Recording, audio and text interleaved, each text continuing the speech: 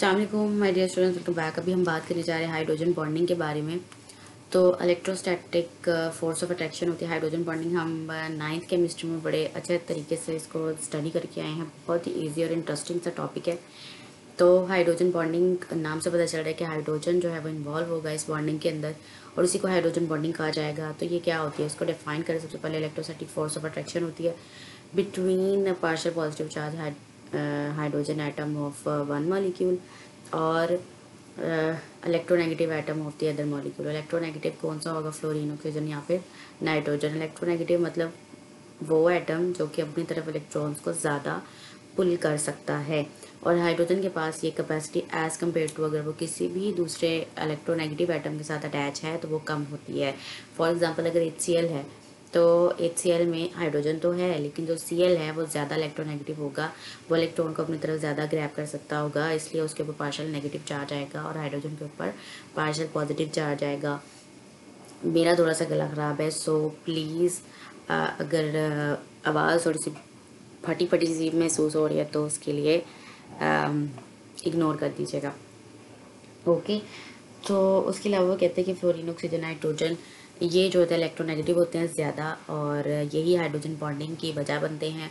और उसके अलावा जो क्लोरीन होता है ना वो भी रियरली हाइड्रोजन बॉन्डिंग में इन्वॉल्व होता है।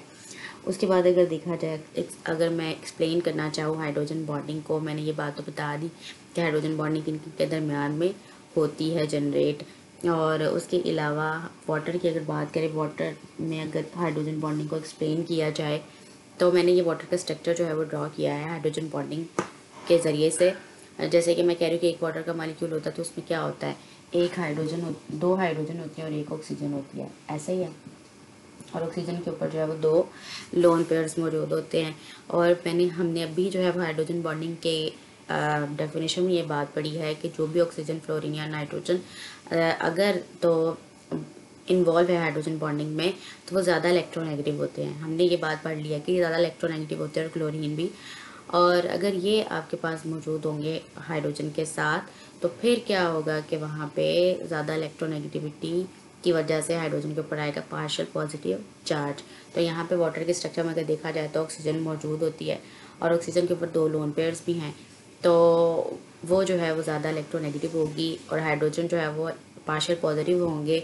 और यानी कि हाइड्रोजन के ऊपर पार्शियल पॉजिटिव चार्ज आएगा क्योंकि वो लेस इलेक्ट्रोनेगेटिव है और ऑक्सीजन ज़्यादा इलेक्ट्रोनेगेटिव है, इलेक्ट्रॉन को अपनी तरफ ज़्यादा अट्रैक्ट कर सकता है, इसकी वजह से उसके ऊपर आएगा negative charge, partial negative charge. इसलिए एक वाटर का मॉलिक्यूल है अगर ये, ठीक है, जिसके ऊपर दो लोन पेयर्स हैं और हाइड्रोजन क्योंकि पॉजिटिवली चार्ज है इसके ऊपर पार्शियल पॉजिटिव चार्ज है और ये लेस इलेक्ट्रोनेगेटिव है, ये ज़्यादा इलेक्ट्रोनेगेटिव है, तो इनके ऊपर है दो लोन पेयर्स। अब हमने देखा है, हम ये पढ़े कि हाइड्रोजन बॉन्डिंग यहाँ पे होती है।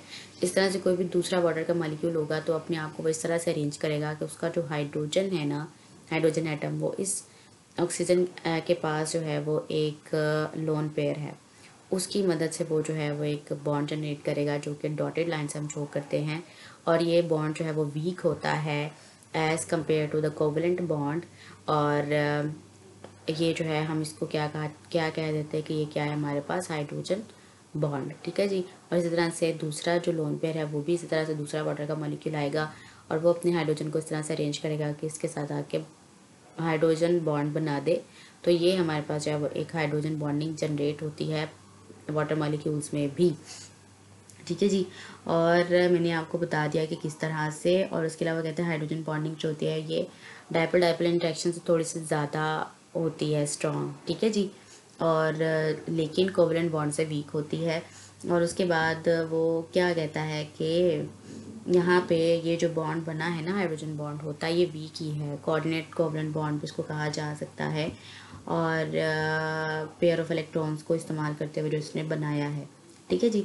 तो इस तरह से हाइड्रोजन बॉन्डिंग होती है, बहुत ईजी सा, ठीक है जी। इसके ऊपर पार्शियल पॉजिटिव और इसके ऊपर जो है वो आपके पास लोन पेयर्स की वजह से ये बॉन्ड बनाता है जो कि वीक होता है, कोऑर्डिनेट कोवलेंट भी कहा जा सकता है और इसको हाइड्रोजन बॉन्ड भी कहा जा सकता है, लेकिन कोवलेंट से वीक होता है और डायपोल डायपोल इंटरेक्शन से थोड़ा सा ज़्यादा स्ट्रॉन्ग होता है, ठीक है।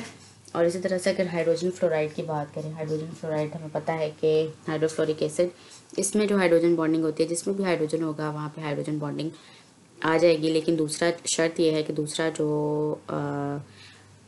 जो हो ना हमारे पास मॉलिक्यूल, उसका एक एटम इलेक्ट्रोनेगेटिव ज़रूर होना चाहिए। तो HF में भी जो है वो इलेक्ट्रोनेगेटिव है फ्लोरीन।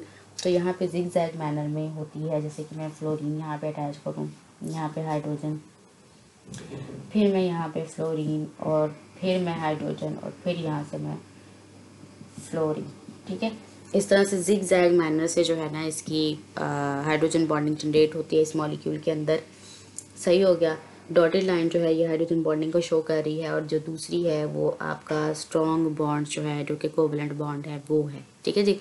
और ये हमारे पास हाइड्रोजन बॉन्डिंग जो है वीक होती है।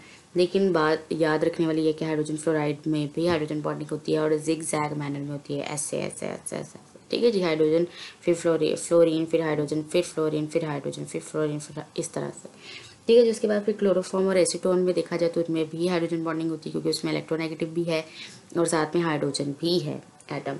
ठीक है। क्लोरोफॉर्म यानी कि CH और एसीटोन मतलब कि CH3 और C डबल बॉन्ड ऑक्सीजन के साथ और CH3। ठीक है। जहाँ पे देखा जाए अगर, तो इसको मैं अगर ड्रॉ करना चाहूँ तो ये Cl3 Cl3 Cl3 Cl3 Cl3। ठीक है। और साथ में यहाँ पे आ जाएगा हाइड्रोजन, और यहाँ पे आ जाएगा ऑक्सीजन, यहाँ पे डबल बॉन्ड, ये हमारे पास ऑक्सीजन, हाँ जी। और यहाँ पे आ जाएगा डबल बॉन्ड कार्बन के साथ, और ये आ जाएगा CH3, और ये आ जाएगा CH3। ये हो गया एसीटोन, ये वाला। और ये जो हो गया वो आपका CHCl3, ये C, ये H और ये Cl3, सारे के सारे। ठीक है। ओके। तो यहाँ पे अब क्या होगा, ये हाइड्रोजन, क्लोरीन क्योंकि ज़्यादा इलेक्ट्रोनेगेटिव होते हैं, उनके ऊपर पार्शियल नेगेटिव चार्ज ही होना है, ये इलेक्ट्रॉन यहाँ से भी ग्रैब कर रहे होंगे। ठीक है। तो इसके ऊपर आ जाएगा पार्शियल पॉजिटिव चार्ज, और इसके ऊपर तो वैसे ही पार्शियल पॉजिटिव होगा क्योंकि ये वैसे ही हाइड्रोजन है। ठीक है जी। और यहाँ पे जो दूसरा एसीटोन है वो अपने आपको इस तरह से अरेंज करेगा, उसका जो इलेक्ट्रोनेगेटिव एटम है जो कि ऑक्सीजन है वो इस हाइड्रोजन के सामने आए, और उनके दरमियान में एक फोर्स ऑफ अट्रैक्शन जनरेट हो जाए, और वो क्या है, हाइड्रोजन बॉन्डिंग।